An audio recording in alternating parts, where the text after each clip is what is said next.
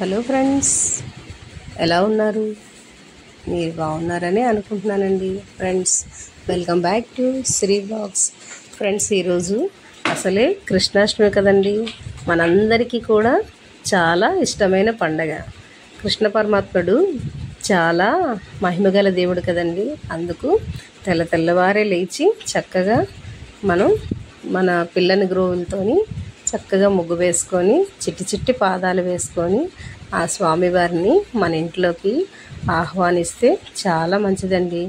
అందుకు నేను చక్కగా వరిపిండితో చిట్టి కిట్టయి పాదాలు అయితే వేసి దాని మీద పసుపు కుంకుమ కొంచెం వేసుకొని కొద్దిగా మనం ఒక్కొక్క పువ్వు పెట్టుకుంటే ఆ స్వామికి చాలా మంచిదండి. అలాగే ఈరోజు స్వామివారికి చక్కగా అంటే ఉన్నవాళ్ళైతే అన్నీ అరేంజ్ చేస్తే స్వామివారికి 56 రకాల ప్రసాదాలు అయితే పెడతారండి. కానీ మనకి తోచినంత కలిగినంత మనం పెట్టుకోవచ్చు. కానీ లెక్కగా అయితే 56 ప్రసాదాలు అయితే ఆ స్వామికి చాలా ఇష్టం అంటండి. అందులో మొట్టమొదటిది వెన్నండి. వెన్నపూస అంటే కిట్టయికి చాలా ఇష్టం అన్నమాట.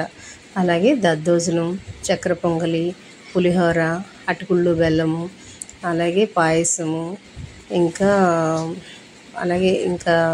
పాలకోవా, ఇంకా అలాంటివి రకరకాలు 56 రకాలైతే చాలా ఒక లెక్కగా పెడతారనమాట స్వామివారికి. ఇక ముందుగా మనం వినాయకుడికి పూజ చేసుకొని దీపారాధన దగ్గర కొద్దిగా అక్షంతలు వేసి ముందుగా దీపం జ్యోతి పరబ్రహ్మ స్వరూపం అని దండం పెట్టుకొని ఇంకా వినాయకుడికి అయితే మనం పూజ చేసుకొని స్వామివారికి మనం చేసిన ఈ 10 రకాలు కూడా నైవేద్యాలు చక్కగా మనం 5 చేయని 10 చేయని లేదంటే 56 చేయని మన ఇష్టం. లేదంటే ఒకటే చేయని వెన్నపూస ఒకటైనా కూడా పెట్టొచ్చండి, తప్పులేదు.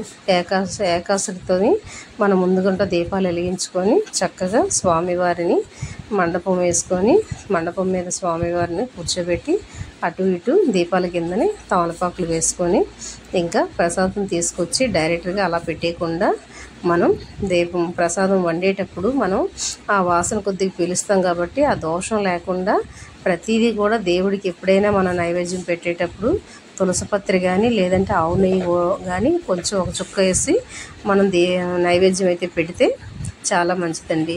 అందుకు నేనైతే ఇవాళైతే ఆవు నెయ్యి కాకుండా తులసిపత్రి అయితే వేసి స్వామివారి పూజ అయ్యే వరకు కూడా నేనైతే ఆకైతే మూసి ఉంచానండి. ఎందుకంటే మనం ఇంకా అటు ఇటు ఏదో ఒకటి తిరుగుతూ ఉంటాయి కదా ఈగలు, అలా కాకుండా పరిశుభ్రంగా ఉండాలి. కాబట్టి ప్రసాదం మనం చేసిన వెంటనే ఏదో ఒకటి మూత పెట్టుకోవాలి. మన పూజా సామాగ్రి అన్నీ సర్దుకుండే వరకు కూడా మనం అన్నీ రెడీ అయిపోయిన తర్వాత దీపారాధన వెలిగించుకున్న తర్వాత అప్పుడు మనం అక్కడ అరేంజ్ చేసుకుంటే సరిపోతుందండి.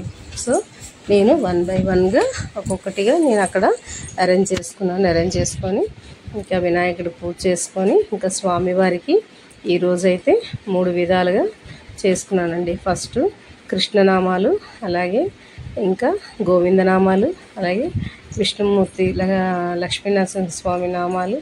ఇంకా నాకు కాస్త టైం ఉంది కాబట్టి ఈరోజు చక్కగా పూజ అయితే చేసుకొని ఇవాళ అయితే స్వామివారిని 2 సార్లు దర్శనం చేసుకోవడం అయితే అయ్యిందండి. ఒకటి మన ఇంటి పక్కనే ఉన్న టెంపుల్లోని, అలాగే షాప్ దగ్గరికి కూడా వెళ్ళాను కదా, షాప్ దగ్గర ఉన్న టెంపుల్లోని కూడా.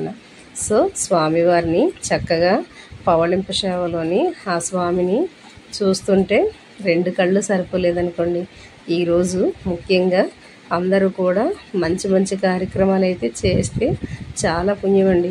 ఎవరికి తోచింది వాళ్ళు, ఎవరికి కలిగింది వాళ్ళు దానం చేసిన అది ప్రసాదం రూపంలో కానీ, వాటర్ రూపంలో కానీ, ఇంకా మజ్జిగ రూపంలో కానీ ఏదో ఒకటి మనకి ఏది కలిగితే అది కావాలి పెట్టాలి అని భగవంతుడైతే మనల్ని శాసించరు.